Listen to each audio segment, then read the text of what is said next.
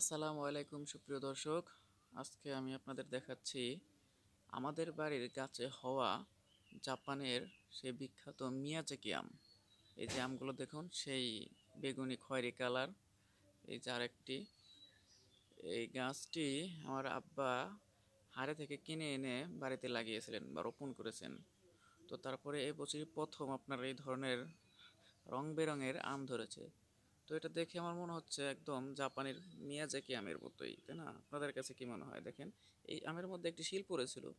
শিলের কারণে এই যে আমটার একটু সাইডে একটু আঘাত পেয়েছিল। আগে আর একটু বেশি গর্ত ছিল, এটা বড় হওয়ার সাথে সাথে গর্তটা কমে যাচ্ছে। এই যে জাপানের মিয়াজাকি আম, হ্যাঁ। এই যে একটা, এটা কালারটা একটু কম, এই সাইড দিয়ে একটু কালার আছে, এটার কালারটা হয়তো হচ্ছে কেবল। এই যে হচ্ছে আরেকটা, খুব বেশি আম ধরে নাই, 7-8টার মতো আম ধরেছে। মানে আমের মুকুল অনেক এসেছিল, কিন্তু সবগুলা নষ্ট হয়ে গেছে। এখন শুধু 6 থেকে 7টা আমের মতো আম রয়েছে, যেগুলো মোটামুটি বড় হয়েছে। আমগুলা দেখতেও অনেকটা দৃষ্টিনন্দন, না? দেখতেও ভালো লাগে, রঙিন রঙের আম। এই আমগুলো একটু ছোট, এটার এখনো কালারটা আসে নাই, তবে মনে হচ্ছে কালারটা আসবে। এই যে উপরে দিকে একটু কালার কালার মনে হচ্ছে। এখানে 2টা আম আছে একটা পাতার আড়ালে, এখানেও 2টা আম,